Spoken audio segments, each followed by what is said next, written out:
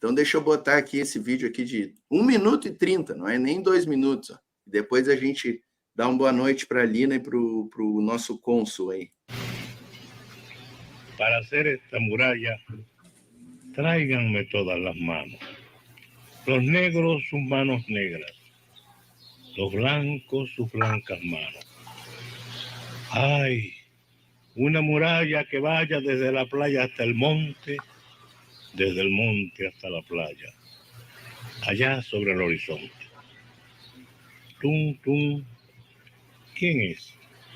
Una rosa y un clavel. Abre la muralla. Tum, tum. ¿Quién es? El sable del coronel. Cierra la muralla. Tum, tum. ¿Quién es? La paloma y el laurel. Abre la muralla. Tum, tum. ¿Quién es? El alacrán y el cien pies. Cierra la muralla. Al corazón del amigo. Abre la muralla. Al veneno y el puñal. Cierra la muralla. Al mirto y la hierbabuena. Abre la muralla. Al diente de la serpiente. Cierra la muralla. Al ruiseñor en la flor. Abre la muralla. Alcemos una muralla juntando todas las manos. Los negros, sus manos negras. Los blancos, sus blancas manos. Una muralla que vaya desde la playa hasta el monte, desde el monte hasta la playa, bien, allá sobre el horizonte. Nicolas Guigem aí para abrir as muralhas da Voz Trabalhadora para os camaradas Ricardo, Mergulhão, Lina Noronha, satisfação enorme, o nosso cônsul aí, o Benigno Pérez, uma honra ter a presença de vocês aqui conosco. Deixa eu já passar para a Lina, né, para a Lina dar uma boa noite aqui, depois a gente passa para o nosso cônsul aqui. Lina, obrigado pela presença. A Lina é a culpada da gente estar junto aqui hoje, ó, ela que é a culpada. Tá? Eu agora vou ser a responsável. Boa noite, muito obrigada por ter me convidado. Venho com muito prazer. Boa noite aí aos amigos, o Ricardo, o Mergulhão, tudo bem com vocês? Companheiros aí da Solidariedade a Cuba. A gente não se vê faz tempo, mas estamos sempre juntos aí no trabalho de militância na Solidariedade a Cuba. E o cônsul, boa noite ao cônsul, muito obrigada por ter aceitado o convite para participar aqui dessa conversa conosco. Já vamos passar então para o camarada Benigno aqui. Boa noite, camarada. Boa noite a todas e todos. Um prazer acompanhá-los em esta noite. Isso, eu ia pedir para... Eu he estado escuchando, tratando de entender, pero mi português ainda não trabalha bom. Ah, tá bom. Hay que falar despacio, entonces. Hay que falar despacio. Eu também vou falar despacio. Tá bom. Tratando tá bom. de falar em portunhol. Maravilha. O público aqui do canal já está ficando até acostumado, porque a gente tem, essa semana, a gente tem botado muito a Telesur aí para repercutir o que está acontecendo em Venezuela, né? E estamos utilizando muito as imagens aí, as programações da Telesur para... E aí o pessoal está compreendendo bem aqui. Eu achei que o pessoal ia reclamar, tira esse espanhol da tela, tira que a gente não está entendendo nada, pero o pessoal entendeu bem aqui, ó. Mas, Benigno, deixa eu já aproveitar, deixa eu aproveitar a tua presença aqui, Benigno. Eu preciso que vocês falem devagar. Ah, sim. Desculpa. Não, eu quero aproveitar tu presença cá para te perguntar como estás mirando todo esto que acontece em Venezuela aí. Sí, esto realmente nos sorprende. Lo que está pasando en Venezuela es muy lamentable, pero no sorprende. En el acto del 26 de julio aquí en São Paulo, y aprovecho para agradecerle a todos los compañeros y amigos que organizaron esa actividad, no solo aquí en São Paulo, sino también en muchos otros estados de Brasil, varios, no voy a mencionar a todos porque algunos se me va a olvidar, pero fueron muchos. Comentábamos que desde antes, muchos meses antes de las elecciones en Venezuela, empezaron los medios de la derecha y en Estados Unidos comenzaron a publicar supuestas o presuntas encuestas donde le daban a la oposición un 80% y al PSV del chavismo 20% y hasta menos. O sea, se estaba preparando lo que está sucediendo hoy. Y esto es lo mismo que ha pasado en otras oportunidades. La única elección para los Estados Unidos y la derecha continental que ha sido limpia fue la que perdió Chávez. ¿Se acordarán? Cuando convocó un referéndum hace esto ya, no sé, quizás unos 15 o 20 años, esa sí fue democrática, porque esa perdió y además Chávez lo reconocieron. Creo que no hay un proceso en América Latina que se haya sometido más a elecciones que el proceso venezolano. Ninguno. Entonces, yo creo que la indecencia no tiene otro nombre, ¿no? La indecencia se está imponiendo en nuestro continente otra vez. Y en los medios de comunicación, a mí me da repugnancia leer, no voy a mencionar ningún medio porque se van a poner bravos. Los medios brasileños, que me los tengo que leer, por supuesto, para saber qué pasa en el país. O para saber lo que no pasa, ¿no? Porque ellos inventan mucho también. Y ellos ya decidieron que las elecciones en Venezuela no fueron democráticas. Se acabó. ¿Ya? Y que María Corina tiene la razón. Pero todavía los datos no se conocen. Los únicos datos que se conocen son los que dio el Consejo Nacional Electoral. El Consejo Nacional Electoral, electo según la Constitución y las leyes de Venezuela. Y, en fin, esto es una nueva historia, un nuevo incidente como lo que ha pasado en Venezuela con el golpe de Estado contra Chávez, las guarimbas. O sea, no es nada nuevo. Es la misma historia que ha pasado contra Cuba en 62 años. No nos perdonan el ser un gobierno de los cubanos, de la mayoría de los cubanos, donde en Cuba mandamos los cubanos y en Venezuela mandan los venezolanos y nos mandan los gringos. Entonces, en fin, es lamentable ver como un grupo grande de gobierno, no solo de derecha, en el continente, que se han sumado a la comparsa norteamericana. Una vez más, la OEA ha quedado desprestigiada. La OEA fue parte de la culpable del golpe de Estado en Bolivia. No hay que olvidar eso. No hay que olvidarlo. Almagro y su gente fueron parte responsables del golpe de Estado que tuvo lugar contra Evo Morales en Bolivia. Porque al final hay evidencias de que el referéndum ganó. El referéndum ganó en Bolivia. Pero ellos tergiversaron toda la información. Entonces, esa es la historia sucia, lamentable, repugnante de la OEA. Y por eso Cuba ha decidido desde hace muchos años que a esa organización no vamos a regresar. No vamos a regresar. Estamos trabajando por fortalecer la CELAC, pero es muy difícil. La derecha latinoamericana es muy sumisa a los intereses norteamericanos. Cuando en Estados Unidos cae nieve, la derecha estornuda aquí en América Latina. Entonces eso es lo que estamos viendo en Venezuela, no hay otra. Y no es la primera vez, pero el pueblo venezolano va a ganar.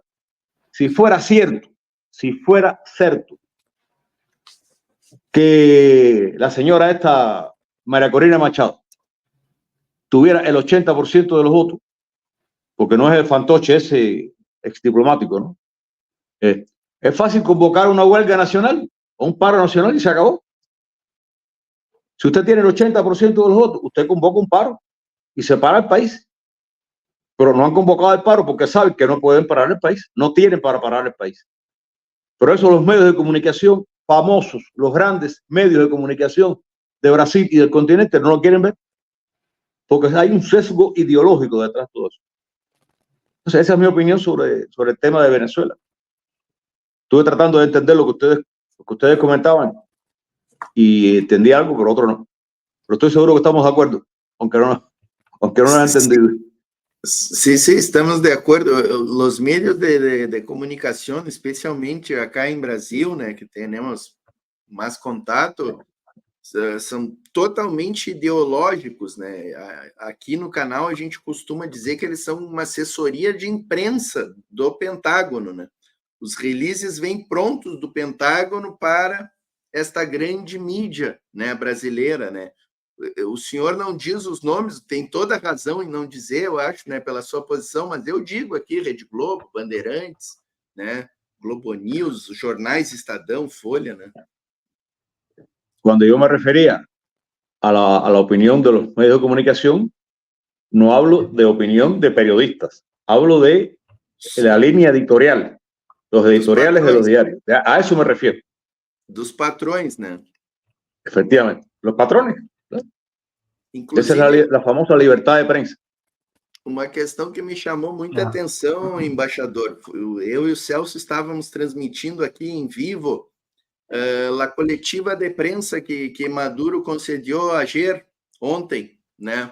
Ele concedeu uma coletiva de imprensa e respondeu perguntas da Associated Press, Washington Post, El País da Espanha, VTV de Venezuela e uma imprensa de Colômbia, de derecha, que não me acuerdo qual era, pero era de derecha. E aí, hasta eu comentei com Celso, que é meu parceiro de apresentação, né? Eu he comentado que a forma que Maduro tratou os trabalhadores ali da imprensa, os reporteros, com carinho, hasta com carinho, pero apontando o dedo para os patrões, né? Para os donos dos médios, né?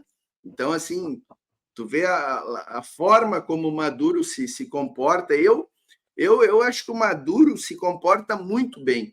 Eu acho que ele faz um enfrentamento do fascismo latino-americano, da extrema-direita latino-americana. Eu creio que Maduro hace um enfrentamento muito bueno do ponto de vista das comunicações, né? Não fica não se acobarda, né, diante do que está acontecendo. Eu acho que isto é importante. Maduro es un gran comunicador. Creo que es el mejor discípulo de Chávez, ¿no? De Hugo Chávez. Pero también deberíamos comentar que los demócratas de América Latina, y no voy a mencionar nombres, ustedes los conocen igual que yo, han llamado a los militares venezolanos a resolver el problema. ¿Cómo es posible que gobiernos extranjeros convoquen a los militares a dar un golpe de Estado? Eso es increíble. Es igual que lo que estamos viendo en el Medio Oriente. Ustedes lo comentaban hace un rato. Estamos viendo en televisión una masacre contra un pueblo, contra el pueblo palestino. Israel se ha dado el lujo de bombardear el Líbano, Beirut, y bombardear Teherán para matar a dos líderes de Hezbollah y de Hamas. Nada. Ni el Consejo de Seguridad, hasta ahora, que yo sepa, se ha logrado reunir. Nadie ha condenado eso prácticamente. Rusia y no sé qué otro país. Bueno, Cuba, por supuesto, también. Pero no pasa nada. Este mundo es una selva. Y después se rasgan las vestiduras por la llamada democracia en Venezuela. Todo el mundo sabe el poder de convocatoria que tiene el PSV y el polo en torno a Maduro. Lo vimos en las calles. No sé, eso no se puede esconder. Caracas llena de personas. Que la oposición tiene un apoyo, claro que lo tiene, 40 y tantos %, según las cifras del Consejo Nacional Electoral. Pero en Estados Unidos tuvimos hace unos 20 años 2 meses esperando. ¿Se acuerdan ustedes de eso? 2 meses esperando la elección entre Bush y, no me acuerdo ahora el nombre del demócrata, que había sido vicepresidente de Al Gore. Al Gore, efectivamente. 2 meses estuvimos esperando. Bueno, aquí no veamos ni... ¿Cuántos? 2 días llevamos. Foi 2 días decidida, llevamos. e essa eleição foi decidida na Suprema Corte, né? A Suprema Corte. Claro, la Suprema Corte. Y aquí han pasado 48 horas nada más, o 72 horas, 2 o 3 días. No hay que esperar. Por supuesto, habrá que publicar las actas. Las actas son lo que dicen la verdad. Pero repito, si la oposición tuviera el 80% que dicen que tienen, ya hubieran convocado una huelga nacional, un paro y se acabó. Se tiene que ir Maduro, no queda otra. Pero no tienen eso. Todo el mundo sabe que no tienen ese apoyo. Y vamos a ver cómo termina esto, porque podemos tener en este señor con un pasado tenebroso, no me acuerdo el nombre de él, no es bueno ni recordarlo, el candidato de María Corina, el pasado vinculado a los escuadrones de la muerte en El Salvador cuando era diplomático. Ahora un traje de demócrata. Este va a ser el Juan Guaidó número 2, porque ya el gobierno de Perú lo reconoció como presidente. Y habrá que ver otro por ahí también. Y ya sabemos cómo terminó Guaidó, que nadie se acuerda de él. Creo que ni su familia se acuerdan de él. Eso es lo que pienso del tema de Venezuela, ¿no? Lina, queres fazer uma pergunta aí? Passo para ti aí. Os Estados Unidos também já deram os parabéns para esse Gonçalo. Blinken reconheceu hoje à tarde, né? Eles não têm nenhuma vergonha de fazer isso, nenhum pudor. E eu estava vendo um vídeo de um jornalista cubano hoje e ele mostrou que, pelas leis da Venezuela, eles têm 30 dias, o Conselho Nacional Eleitoral, eles têm 30 dias para apresentar esse raio dessas atas aí. Não é? O pessoal no chat aqui quer as atas. Não é? O pessoal no chat também está desesperado pelas atas. Pelas leis do país, eles têm 30 dias lá para apresentar todo esse relatório. Enfim, é uma coisa dentro do esperado, não é esse desespero todo, não é? Mas é um descaramento muito grande. E agora o povo cobrando do Lula também, né? E essa nota conjunta aí do Brasil com a Colômbia e o México, parece que foi alguma coisa que ajudou a não dar andamento àquela bandalheira que os Estados Unidos estavam promovendo na OEA, né? Falam sempre que a OEA é um ministério a mais dos Estados Unidos, né? Que aquilo é uma coisa que não merece nem respeito, a OEA. Por causa dessa subserviência dos Estados Unidos o tempo todo. Aquele Almagro não tem vergonha de ser um capacho desse jeito. Bom, primeiro que ele, para ocupar esse lugar, eu acho que já tem que ter essa postura, porque senão acho que ele já nem ocuparia, né? A gente tem que pensar nisso também, né? Enfim, mas o que me preocupa é que o Lula está sendo apedrejado por todo mundo agora, né? Está sendo apedrejado pela direita e pela esquerda. A direita, porque acha que já teria que ter dado os parabéns para o Maduro e reconhecido como um ponto pacífico, e a esquerda, porque ele está muito cauteloso, porque a esquerda é isso, quer dizer, né? E a direita, porque acha que ele já está muito condescendente com o Maduro, porque ele diz que está tudo bem, tudo dentro da legalidade, dentro das eleições, que se a direita não está satisfeita, suspeita de fraude, que apresente as provas e questione juridicamente isso daí dentro das leis da Venezuela, que é o normal. Com isso, né, gente? Que aqui, esse questionar o resultado custou muito caro para a gente aqui, né? A gente não esqueceu ainda do canalha do Aécio Neves, que agora hoje veio com essa conversa aí, que não quer nem permitir que o Lula faça pronunciamento em rede nacional. Está questionando o fato do presidente da República fazer pronunciamento em rede nacional. Olha o absurdo que a coisa chega, né? Mas eu já tô fugindo do assunto aqui. Olha aqui, eu tenho que mostrar minha unha aqui, ó. Coisas de mulher aqui, que só estou eu de mulher aí, aqui. Que a unha que eu fiz no 26 de junho, aí, que a gente comemorou aqui em São Paulo. Maravilha, né? Até na unha eu tô. Vamos aproveitar que tu puxou esse tema aí do 26 de julho, vamos comentar um pouco sobre esse episódio, né? Sobre o que representa o 26 de julho. Conta para nós aí, Lino. O que é o 26 de julho na história de Cuba? O 26 de julho é o dia em que a gente comemora o famoso ataque ao quartel Moncada.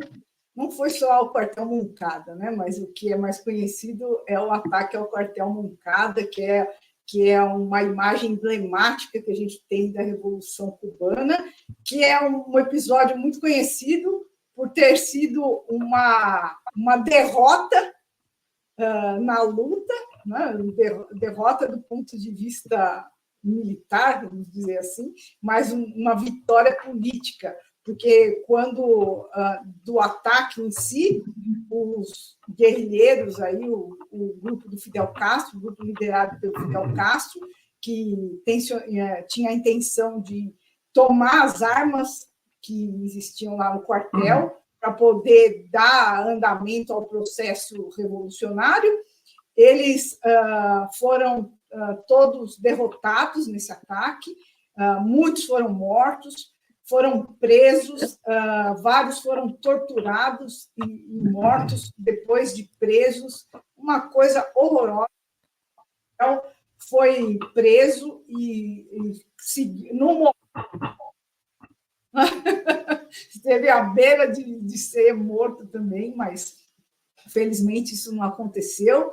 Enfim, e desse momento, que foi, em princípio, uma derrota, o Fidel já tinha falado, né, que eles iam para enfrentar a luta nesse dia aí e que, de qualquer maneira, eles iam sair ganhando, que se eles saíssem vitoriosos, eles iam ter as armas e poder levar adiante essa luta revolucionária, e se eles fossem derrotados, eles iam abrir caminho para o povo ver o que estava sendo feito e seguir nessa luta. E realmente foi isso que aconteceu. Então, ele foi preso, e foi quando ele escreveu o famoso A História Me Absolverá, né?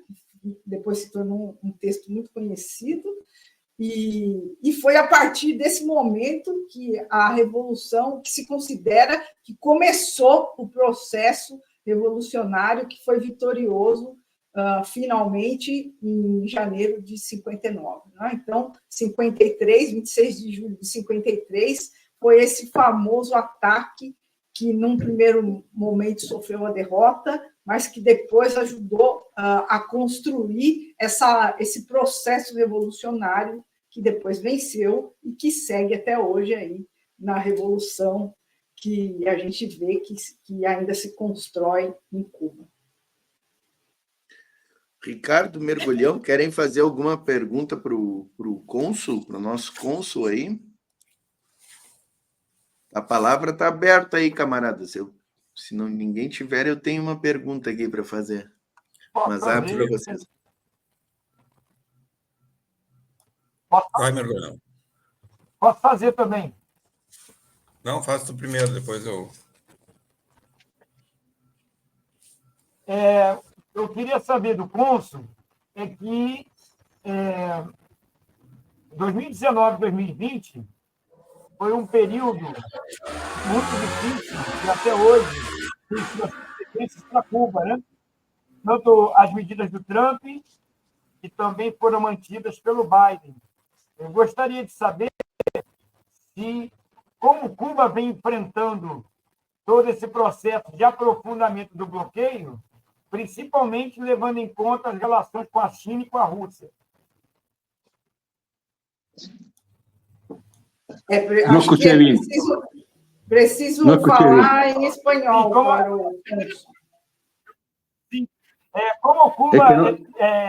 delante del bloqueo que se profundizó, delante del bloqueo que se profundizó con Trump y Biden, ¿cómo Cuba viene enfrentando esas medidas y se está profundizando sus relaciones con China y Rusia? Sí, ahora sí entendí. Bueno, la situación en Cuba en estos momentos es complicada. De alguna manera, estamos acostumbrados a convivir con el bloqueo que tiene 62 años. Antes de la pandemia, el presidente Trump aplicó 243 medidas nuevas de bloqueo y nos incluyó en la lista de países patrocinadores del terrorismo. Eso es un daño muy severo en todo el sector financiero. Eso coincidió con la pandemia, que esto prácticamente cerró el país al turismo, que era la locomotora de la economía cubana. Logramos salir relativamente bien en comparación con otros países de la pandemia, pero tuvo muchas consecuencias en el plano económico. Vamos a salir. El país está tomando medidas en el campo económico, sobre todo para controlar la inflación. Hay una inflación muy alta que afecta sobre todo a los trabajadores del sector estatal y sobre todo aún más a los jubilados. Pero a pesar de esa situación bien compleja, no se ha cerrado un hospital, no se ha cerrado una escuela. El país funciona con las dificultades que les he contado en la adquisición de combustible y en la producción de alimentos por la falta de recursos financieros para importar fertilizantes y otros productos. Rusia y China nos están ayudando hasta donde las condiciones de ellos los permitan, ¿no? Pero muchas veces recuerdo en el periodo especial que yo salía en delegaciones al exterior y hasta los amigos nos ponían el brazo en el hombro, casi diciéndonos pobrecitos, ¿no? Dándonos casi el pésame. Pero nada, los cubanos nacimos para luchar, como casi todos los pueblos latinoamericanos, ¿no? Pero nosotros, por la cercanía al imperio, hemos nacido y hemos vivido luchando contra los diferentes gobiernos norteamericanos. Y vamos a salir adelante. Nuestro pueblo va a resistir, está resistiendo con creatividad. Tenemos que ser aún más creativos, un poco más laboriosos, utilizar mejor los recursos, pero estamos viendo la luz al final del túnel. Y sin duda, las razones por las que el gobierno de los Estados Unidos nos incluyó en la lista de países patrocinadores del terrorismo y por las que no nos quiere sacar de esa lista, a pesar de que conocen de que no tienen una sola evidencia, porque no existe, de que Cuba patrocina el terrorismo. La razón es política, no hay otra razón. Recientemente hubo una confusión hasta de compañeros nuestros, cubanos, porque muchos no sabían que habían dos listas, o que hay dos listas. Una de los países que no cooperan totalmente con Estados Unidos contra el terrorismo, que no cooperan, y otras los patrocinadores. Nosotros, los malos de la película, estábamos en las dos listas, por supuesto. Entonces nos sacaron de la lista de los países que no cooperaban con Estados Unidos. O sea, si nos sacaron de la lista de los países que no cooperábamos, es porque cooperamos. ¿Y cómo es posible, si usted coopere con Estados Unidos en la lucha contra el terrorismo, usted está en la lista de los países patrocinadores del terrorismo? Eso es inconcebible. Eso es lo real maravilloso de la política norteamericana. La imaginación de los Estados Unidos es infinita. El mundo entero, desde hace muchísimos años, desde el año 92, le está pidiéndole en la Asamblea General de Estados de las Naciones Unidas al gobierno norteamericano que levante el bloqueo. Más de 100 países, hace 2 o 3 días, en Ginebra, firmaron un documento exigiéndole al gobierno de los Estados Unidos que nos saque de esa lista. Un grupo de expertos de Naciones Unidas, en fin, la lista de instituciones, países, gobiernos que le han pedido o exigido al gobierno americano que nos saque de esa lista, porque nos hace mucho daño, muchísimo daño en el sector financiero. Es imposible hacer una transferencia bancaria, hasta para sostenimiento de nuestras misiones diplomáticas. ¿Ustedes comprenden eso? Nosotros tenemos cuenta en el Banco de Brasil. Y no es que el Banco de Brasil no quiera hacerlo, es que los bancos europeos no quieren trabajar con nosotros porque estamos en la lista. Porque temen cometer un error como otros ya lo han cometido y el gobierno americano le imponga una multa, no, una mega multa. Estamos hablando de $2.000 millones de multa y la han pagado. La han pagado para poder seguir trabajando en el mercado norteamericano. Entonces, esa es la situación. Vamos a salir, no tengan duda de eso. Rusia y China nos están ayudando bastante, sin duda. Y otros países también. México nos ha ayudado mucho. Brasil nos está ayudando hasta donde las condiciones se lo permiten al presidente Lula, ¿no? Pero nos están ayudando. Y ustedes, que nos dan mucho aliento, que nos empujan y que nos ayudan con sus donaciones y sus viajes a Cuba, a las brigadas, porque estamos trabajando el turismo brasileño a Cuba con un doble objetivo, ¿no? Primero, para ayudar a la economía cubana, ¿no? Que disfruten los brasileños, disfruten de las playas y que vean cómo nos parecemos los brasileños y los cubanos, que la única diferencia es el idioma. Y la otra es que mientras más brasileños conozcan Cuba, les es más difícil a la extrema derecha engañarlo. Y hay que decirle a los brasileños, vai para Cuba, ¿no? ¿Cómo es que decía ese señor? Vai para Cuba, ¿no? Vai para Cuba. Pero vai para Cuba de turismo, que allá serán bienvenidos.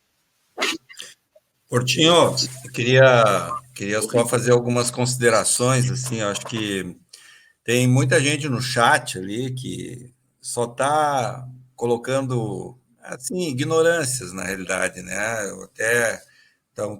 Tem até um tocaio meu, um tal de Ricardo Miguel ali, que está ali só para colocar besteiras do imperialismo, na realidade, né? O dia que o imperialismo... Esclarecer assim, Ricardo, esclarecer que a gente está ao vivo em 2 canais. A gente está aqui no nosso, na Voz Trabalhadora, né? E estamos no Arte da Guerra, do comandante Farinazzo também. Então, eu tenho controle só aqui do Voz Trabalhadora. O Voz Trabalhadora, essa galera aí, a gente bloqueia, né? Mas não tem problema, porque nós somos o debate, né? O contrário deles, eles tentam bloquear o debate. Tem uns que não dá para aguentar, né? Tem uns que é bravo. E tanto que eu discuto com algumas figuras assim, quando eles começam a defender o Império, eu digo, olha, quando o Império fizer o que Cuba e a União das Repúblicas Socialistas Soviéticas fizeram pelo mundo afora em termos de solidariedade, eu posso conversar sobre o modelo deles. Cuba, só para ter uma ideia, com as suas brigadas médicas, as brigadas Henrive, que nós fizemos, inclusive, uma campanha para que, nível mundial, para que ganhasse o Prêmio Nobel da Paz, porque eles promovem a paz, a vida entre as pessoas, atendeu já, em termos de consulta, 2 bilhões de pessoas nesse universo de 7 bilhões que tem no planeta Terra. Cuba ajudou a alfabetizar mais de 10 milhões de pessoas pelo mundo afora, através do seu método Sim Eu Posso. Cuba realizou mais de 15 mil partos gratuitos também em vários países do mundo. Cuba tem em torno de 57 missões de solidariedade de saúde, a maioria atendendo de forma gratuita pelo mundo afora. Quando que o imperialismo estadunidense fez alguma coisa perto disso? Os Estados Unidos promove guerra. Tem uma fala célebre do comandante Fidel Castro, que coloca que o imperialismo manda bombas pelo mundo afora, né? Seja o governante democrata, seja o governante republicano.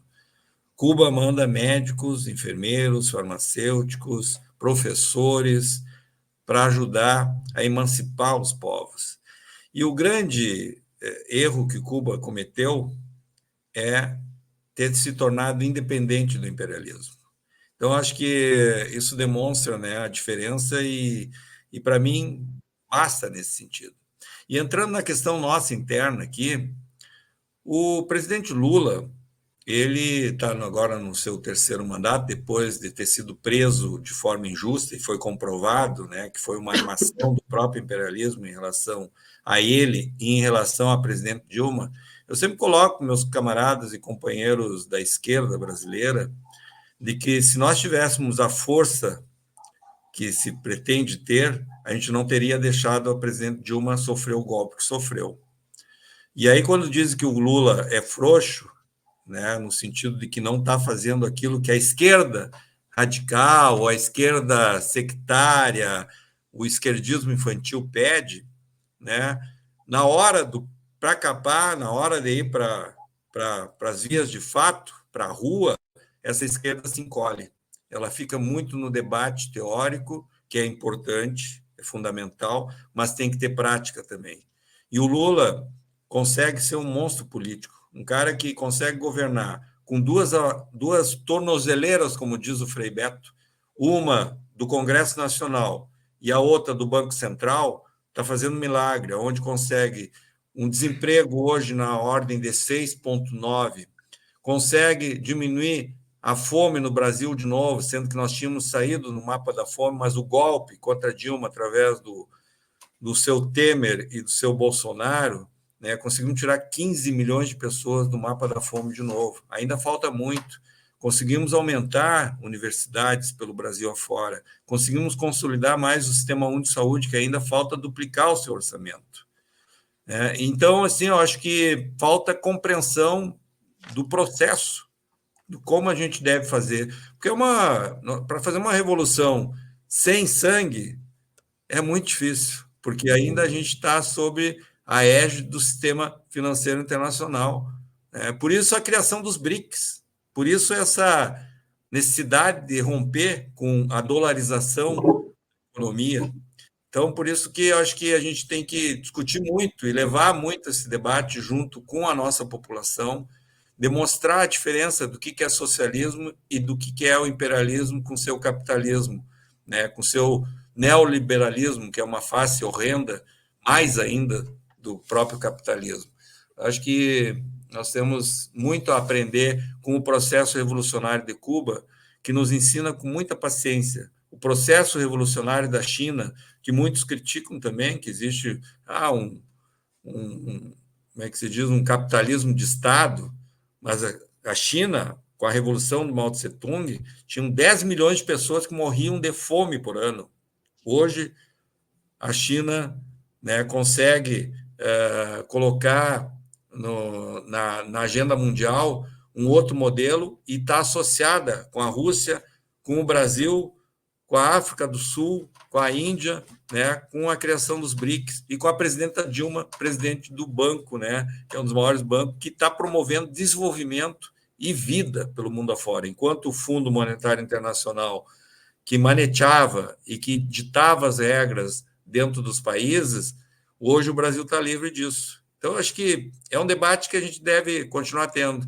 E só para os incautos que estão colocando que esse debate não aconteceria em Cuba, deveria ir a Cuba para ver o quanto se debate em Cuba, o quanto se discute nas ruas. É um povo culto, já dizia José Martí, né? Povo, para ser livre, tem que ser um povo culto. Por isso que a Revolução perdura 65 anos, porque lá as pessoas têm pensamento próprio e não ditado por uma elite podre como a nossa.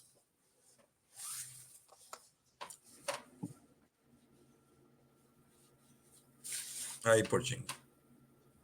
Celso, acho que o microfone... Ah, tá.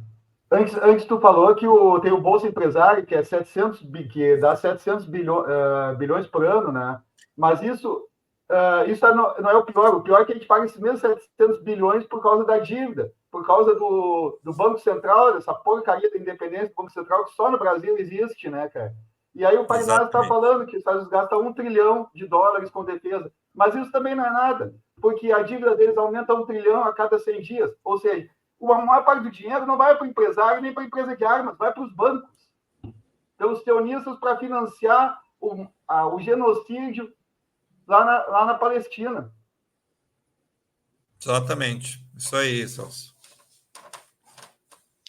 Eu queria fazer uma pergunta para o Lina, não sei se tu tem alguma aí. Tem alguma pergunta? Se tu tiver, eu passo para ti. Senão eu vou fazer uma perguntinha aqui para o nosso... Não, depois vai. O cônsul, eu gostaria que ele falasse alguma coisa, ele como cubano, um pouco do 26 de julho, do que representa ainda hoje para o cubano atual o 26 de julho. Entendes? Boa. ¿Qué significa el 26 de julio para los cubanos hoy? Bueno, ya Lina faló de los hechos históricos, ¿no? Para los cubanos, para los revolucionarios cubanos, es una inspiración. No se puede construir el futuro sin el pasado. Y el pasado nuestro es un pasado de lucha.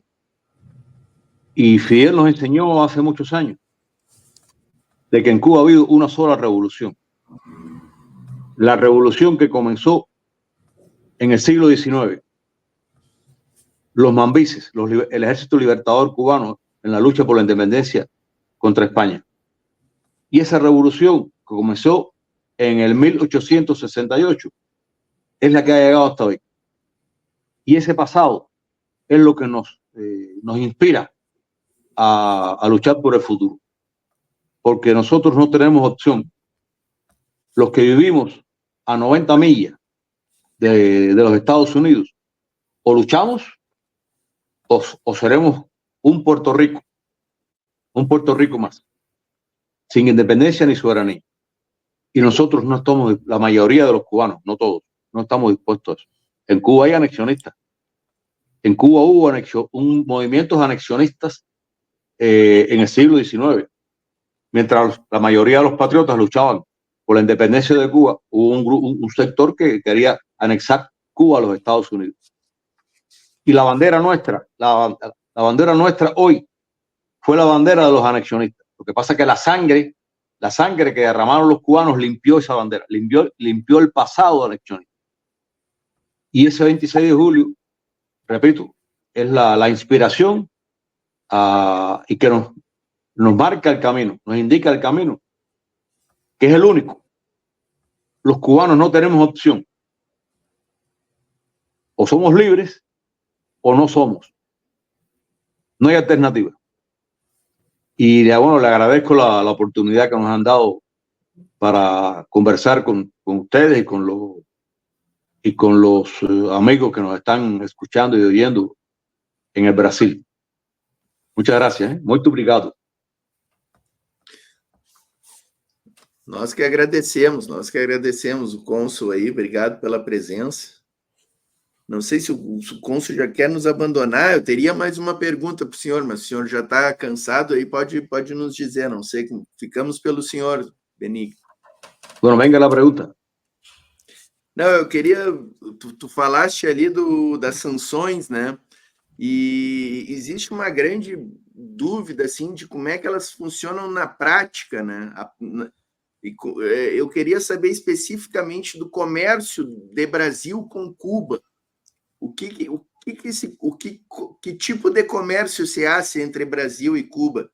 Cuba importa o que de Brasil? Alimentos, maquinários? O que Cuba compra do Brasil? E o que o Brasil compra de Cuba? A ver, sí, el comercio con Brasil va bien, pero queremos que sea mejor. Brasil es un gran productor de alimentos. Nosotros aquí fundamentalmente compramos alimentos. Y nos va bien con los empresarios brasileños, pero estamos trabajando para ampliar esas relaciones, las posibilidades de inversión en el sector agrícola, agropecuario. Estamos buscando posibles inversiones brasileñas en el campo de la energía, en la producción de energía limpia, energía renovable, paneles solares. Ustedes han avanzado mucho en eso. Y bueno, en el turismo, como le decía un rato, ¿no? En fin, va bien, pero queremos que sea mejor. Y muchas veces depende de nosotros, ¿no? De las posibilidades que tenga Cuba financieras o la capacidad que tengamos nosotros de enfrentar determinadas negociaciones, ¿no? Pero en general, bien. E o tema das sanções, por exemplo, existiriam alguns produtos que Cuba poderia vender ao Brasil ou outros países da América Latina e que não pode vender por causa das sanções? No es el caso. Hay algunos empresarios que tienen miedo. Nosotros, América Latina, exportamos medicamentos. A otros países exportamos níquel. Aquí estamos exportando un producto, ahora no me acuerdo su nombre, ahorita me acuerdo, pero los grandes problemas son cuando queremos comprarle, por ejemplo, a una compañía brasileira, pero que sea de capital norteamericano, que ahí no es posible. Pero eso es una, como decimos, una violación de la ley internacional. Porque una compañía norteamericana, digamos la Coca-Cola, ejemplo, la Coca-Cola, monta una fábrica aquí, pero para montar la fábrica tiene que registrar la compañía o la empresa brasileira. Pero el gobierno americano le prohíbe a la Coca-Cola que exporte productos a Cuba. Coca-Cola o lo que sea. Por eso es ¿cómo se dice? La aplicación extraterritorial del bloqueo. Como pasó hace poco con el avión del canciller Lavrov, que no quisieron aquí la empresa brasileira, porque es de capital norteamericano, servirle combustible al avión del canciller Lavrov. Porque está sancionado por Estados Unidos, no por Brasil. Pero como la empresa, aunque es brasileña, es de capital norteamericano, no le sirve el combustible. Eso es aplicar la ley extraterritorial. O sea, si la ley es en Estados Unidos, pero no debe valer en Brasil. Entonces, eso sí nos pasa, no solo en Brasil, en otros lugares donde vamos a comprar algún producto o algún equipo, y ese equipo pertenece a una empresa de capital norteamericano, no nos los venden. Y nos ha pasado durante la pandemia con equipos para salvar personas que no nos los vendieron. Aquí nos vendieron en Brasil. Sí, estaba el gobierno de Bolsonaro, pero nos vendieron oxígeno y vinimos a comprar oxígeno acá. Esa situación. Incrível. Asconso, vou agradecer a sua presença. Senhor, já são 11 da noite aqui. A gente gosta de ir até mais tarde aqui, mas não vou explorar tanto a sua presença aqui. Óyeme, y algunos mañana tenemos que trabajar. Ah, sí, claro, por supuesto. Mas quero deixar o canal tá sempre aberto, tá, Benigno? Obrigado, Pra ti. obrigado.